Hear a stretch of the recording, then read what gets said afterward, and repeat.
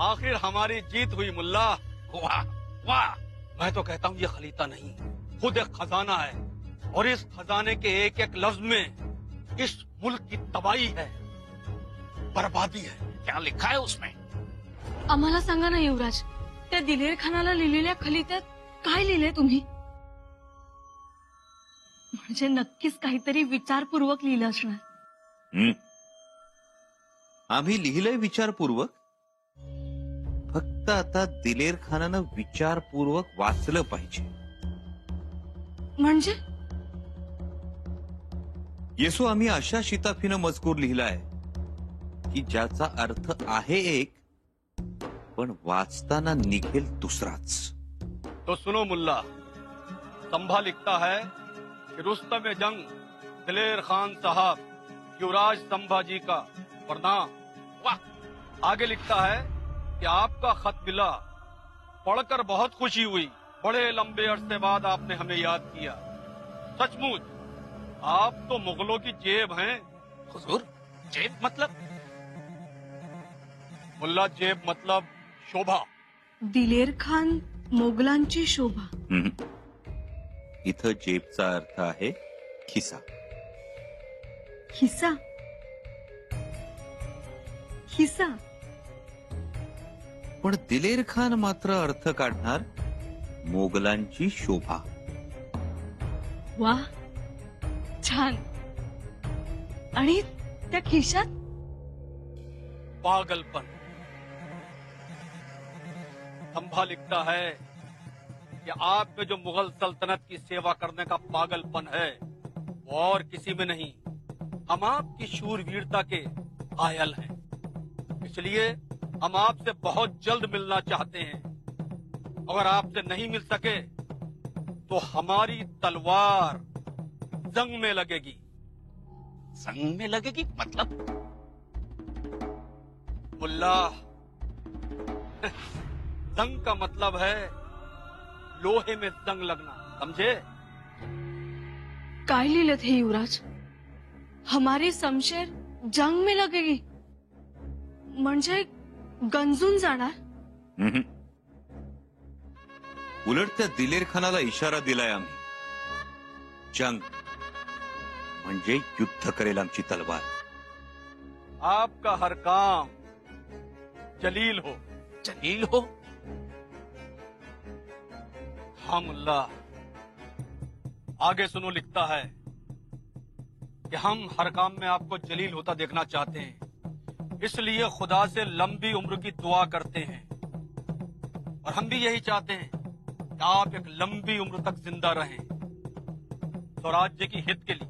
हुजूर, मैं कुछ समझा नहीं। क्या नहीं समझे मुल्ला? यही कि आपका हर काम जलील हो, इसका क्या मतलब है? जलील होने का मतलब है प्रतिष्ठा।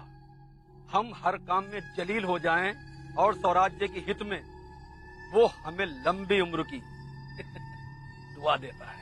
हर काम से जलील म्हणजे अपमानित. अपमानित होऊन जिंदा. जिंदा म्हणजे कैद खाण्यातील बंदी. जर दिलेर खान कैद खाण्यातला बंदी झाला तर ते स्वराज्य हिताचंच ठरेल. म्हणजे पूर्णतः दिशाभूल करणारं पत्र लिहिलं आपण. जर औरंगजेबानं हे पत्र वाचलं तर आयुष्यभर दिलेर खानाला जिंदा ठेवेल. कैद खाण्यातला बंदी. याचा अर्थ दिलेर खानाच्या छावणीत तुम्ही जाणार नाही तर?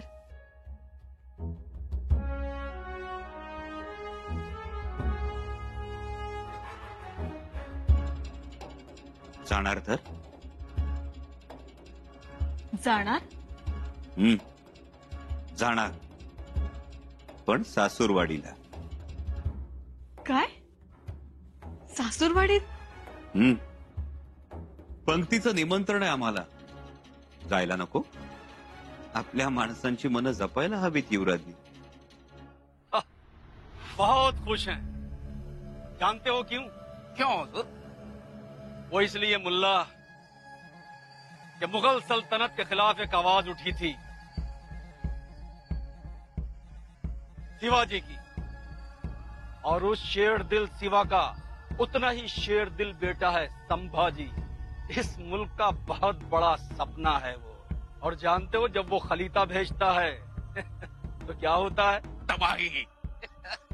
इसका मतलब ये हुआ कि पांडरे सरदार ने बहुत ही अच्छा काम किया है।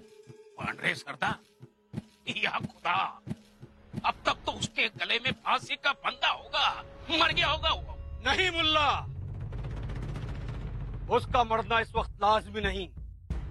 वो हमारे बड़े ही काम का आदमी है। जाओ देखो उसे, बचाओ उसे। बाळराजे, बाळराजे, काय हे? किती दमवता मातोश्रींना. अख्खा महाल तुमच्या मागे फिरतोय आम्ही. मातोश्री, पण आम्हास खूप मजा आली. दादासाहेब इथे असते तर त्यांनाही मजा आली असते असा खेळ करायला. आले असते तर, पण आले नाही. निदान रायगड संकटात असताना येतील असं वाटलं होतं आम्हाला.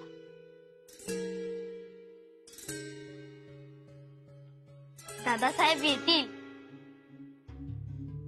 बाळराजे, तुम्ही राणू अक्कांसोबत बागेत जाणार होता, विसरला? विसरलोच, आत्ता जातो.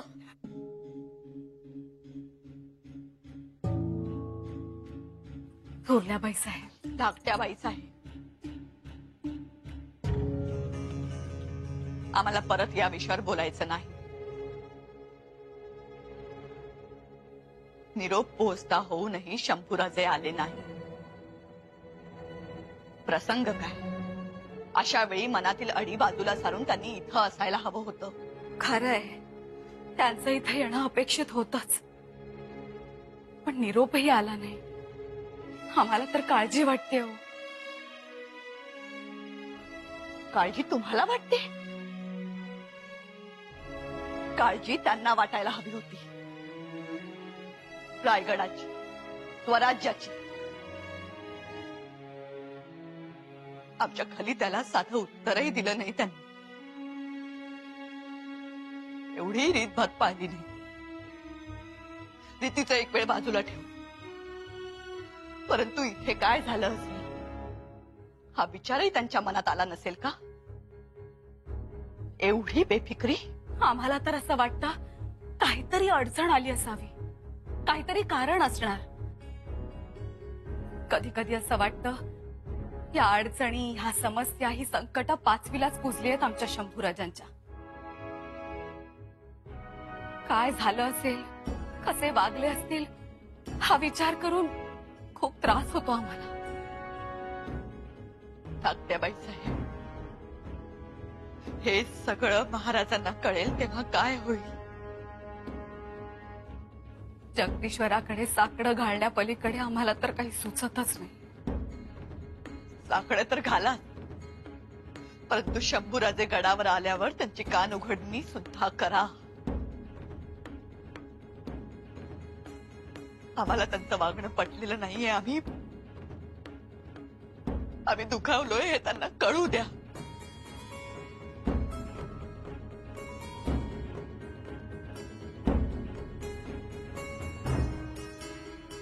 जगदीश्वरा,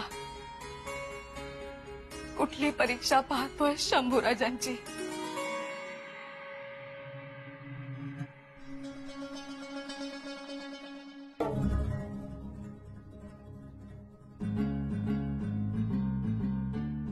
माफ कीजिए हुजूर, वो मैं शंभूराजे से मिलने गया था, पर क्या? मेरे जाने से उनको खुशी नहीं, उल्टा वो गुस्सा हो गए. अरे पांडरे सरदार, जरा भी चिंता करने की या गम करने की आपको जरूरत नहीं. आप गए और कामयाब लौटे हैं. हम आपकी नेक दिली से और वफादारी से बेहद खुश हैं. मतलब ये पांडरे सरदार कि तुम शिंगारपुर गए और वापस लौटे हो कामयाब होकर, जिसका नतीजा है ये खलीता. जवाब हमें तो यकीन ही नहीं हो रहा है. आज ये खलीता आया है, कल संभाजी खुद आएगा. आएगा? संभाजी जरूर आएगा। उसे इतना खुश करो कि उसकी आओ भगत में कोई कमी नहीं रहनी चाहिए। वो ये भूल जाए कि वो मराठाओं के कल का सपना है। जी हुजूर। बस सिर्फ एक बार संभा मुगल सल्तनत में शामिल हो गया तो मैं तो दक्खन का सूबेदार बनूंगा ही, लेकिन संभा की तलवार स्वराज्य के खिलाफ उठेगी। और मजा तो तब आएगा जब बाप बेटे आमने सामने होंगे, एक दूसरे का दुश्मन बनकर। इंशाअल्लाह मुगल सल्तनत के लिए हमारी तरफ से सबसे बड़ी खिदमत होगी। और फिर आलमगीर औरंगजेब भी तो हमसे यही चाहते हैं। युवराज येणार म्हणून टाचा वर करून करून दमलो. आणि आमचं काय? आमची तीच तरह. अहो तुम्हीच नाही, सगळा रायगड डोळ्यात प्राण आणून त्यांची वाट बघत होता. पण नाही तर नाहीच चाले. हो ना. त्यात महाराणी साहेबांनी खलिता पाठवल्यानंतरही. पण आता काळजी नाही. आता संकट टळलं तर दिलेर खानानं फौजा मागे घेतल्या. हो, आत्ता कुठे आमचा जीव भांड्यात पडला. हो ना. महाराणी साहेबांच्या जीवाला केवढा घोर लागला होता. हो लागणार पंत, केवढं संकट ते. त्यात गडावर महाराज नाहीत, युवराज नाहीत. घोर लागणार तर. आणि आपण पहिल्यापासून बघत आलोय ना, ते महाराणी साहेब शृंगारपूरला खलिता लिहा म्हणाल्या, लिहून घेतला. हो तर. पण आम्हाला अजूनही एक गोष्ट कळत नाही. शंभूराजे आले का नाही? त्यांनी यायला पाहिजे होतं. नाही येऊ देत. अडकले असतील पाहुणचारात. हो, म्हणजे सासूरवाडी यात जावं युवराज म्हणजे रोजच्या रोज पंचपक्वानाचे भेद होत असणार. आणि गणोजीराव पाहुणचारात कसलीही कसर सोडणाऱ्यातले नाहीत. काय वाटेल ते आणून खायला घालणार. हो तर. मग शेवटी आम्हालाच पुढे सरसावं लागलं. आमचीच मुत्सद्दीगिरी कामी आली. म्हणजे आमची मुत्सद्दीगिरी आणि महाराणी साहेबांचं पाठबळ. मग काय हो. आणि आम्ही ही 5,000ची फौजेची तुकडी एक मजल पुढे ठेवली. गडाखाली फौज जमवली. त्यामुळेच तर दिलेर खान बिथरला ना. परंतु केवळ फौजा पाहून दिलेर खान मागे हटला असेल हे काही खरं वाटत नाही. पण महाराणी साहेब हे खरं आहे ना. आणि महाराणी साहेबांना त्यांच्या माघारी आपण काय केलं हे माहितच नाही. अहो महाराणी साहेब त्याला असे सणसणीत निरोप पाठवलाय, तो घाबरून गेलाय. हो ठकास महाटक होऊन राहावंच लागतं. ते कसं एक लाखातलं बोललात. मग अजूनही कळत नाही आम्हाला शंभूराजे आले का नाही. हो तेच तर सांगतोय. सासूरवाडी पाहुणचार आणि त्यात कवी कलश तो आहे ना त्यांच्या सोबत. तो शंभूराजांना काव्याशिवाय दुसरं काही सुचूच देत नाही. उठसूट काव्य, उठसूट कविता. उरटे असतात होय असले लोक. त्या शंभूराजांनीच लाडावून ठेवला त्याला. त्यामुळेच तोच शंभूराजांना काहीही सुचू देत नाही. महाराणी साहेब तुम्ही यात एकदा लक्ष घाला. बघू. काही प्रश्नांची उत्तरं ही मिळायलाच हवीत. मिळतील. पण एक गोष्ट आता महाराजांच्या लक्षात येईल की युवराज नसताना महाराणी साहेब एवढा मोठा गड सांभाळू शकतात ते. युवराज आला.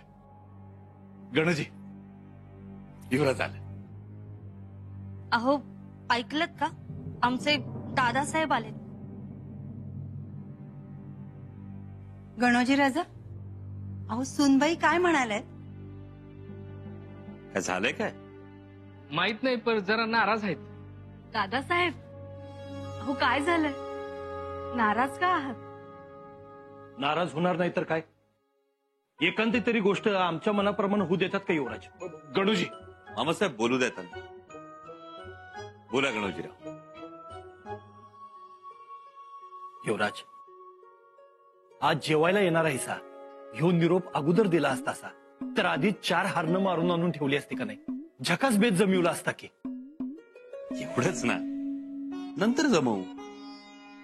आम्हासनी बी वाटतं की एवढे आमचे दाजीसाहेब आलेत, आमच्या ताईसाहेब आल्यात, तर त्यांची चांगली बर्दास्त राखावी, त्यासनी चांगलं चुंगलं खायला घालावं. तुम्ही आमच्या वाट्याला येताय कुठं? तेही करू. पण दादासाहेब, हरणासाठी आता वाघावर रुसू नका.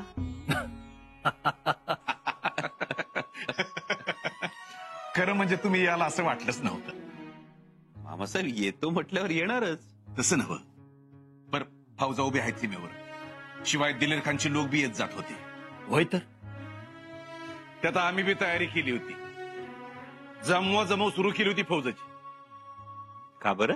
घ्या, अहो रायगडावरून खलिता आला होता आम्हाला सज्ज राहण्याचा, आणि म्हणून मग आम्ही तयारी सुरू केली होती फौजाची. अहो असं का करताय? युवराजासनी बी खलिता आला असेलच की. होय ना? हो म्हणजे.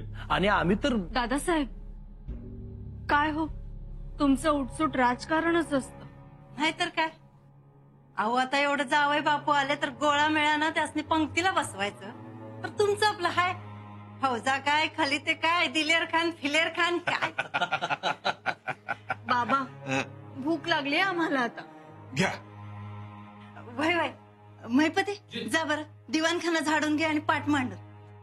गणूजी चला, युवराज बी भुक्याचला असत्या. चला चला. युवराज या.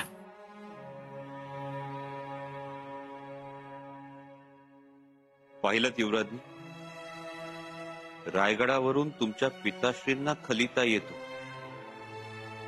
स्वराज्यावर संकट आलंय, सज्ज रहा. आणि आम्हाला खलिता सोडा, साधा तोंडी निरोप सुद्धा येत नाही.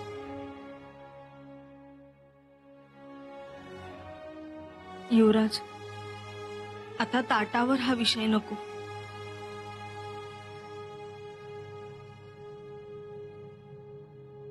नाही काढणार. जे जे समोर येईल ते गोड मानून घ्यायची सवय झाली आम्हाला. पंत, मला एक कोडं अजूनही सुटत नाहीये. हा दिलेर खान माग हटलाच कसा? म्हणजे नाही म्हणायला स्वराज्याच्या सीमेवर त्यानं आपलं घोडं नाचवलं खरं, पण केलं काहीच नाही. तुम्ही फौजा पाठवल्या म्हणून तर पुढे आला नाही. पण पंत, मी तर तसं काहीच केलेलं नाही. मग महाराणी साहेबांसमोर तसं काही बोलला नाही? तुम्ही बोलत होतात ना, मी आपली होला हो भरली. बरोबर, ती होय तशीच भरून ठेवायची. आता सरकारात काय नोंद होणार? मोरोपंतांनी फौजा सज्ज केल्या म्हणून दिलेर खान मागे हटला. पण पंत, वास्तवात शंभूराजांनी दिलेर खानाला खलिता पाठवला म्हणून तो मागे हटला. हे मलाही माहिती आहे. पण काय? आपण त्या खलिद्याचा अर्थ तसा काढायचा नाही. मग कसा काढायचा? शंभू राजांनी शत्रूशी संधान बांधलं असा त्याचा अर्थ काढायचा. एक लक्षात ठेवा, राजकारणात एका गोष्टीतून एक नाही, अनेक अर्थ निघतात. अर्थ कोण लावतो त्यावर ते अवलंबून असतं. म्हणजे मला सांगा, तलवार कशासाठी असते? वार करण्यासाठी. आम्ही म्हणतो अडवण्यासाठी. घोडा कशासाठी? स्वार होण्यासाठी. आम्ही म्हणतो वरातीत नाचण्यासाठी. दुसरी गोष्ट, राजकारणात आपल्या सोयीचा अर्थ घ्यायचा असतो. कळलं? पण पंत, सत्याचं काय? एवढी एकच गोष्ट नाहीये राजकारणात. सत्य. शंभू राजांनी शत्रूशी संधान बांधलं. शत्रूशी संधान बांधणं म्हणजे स्वराज्यद्रोहच. स्वराज्यद्रोह? आपल्यासाठी ब्रह्मास्त्र. वेळ आली की त्याचा वापर अचूक करायचा.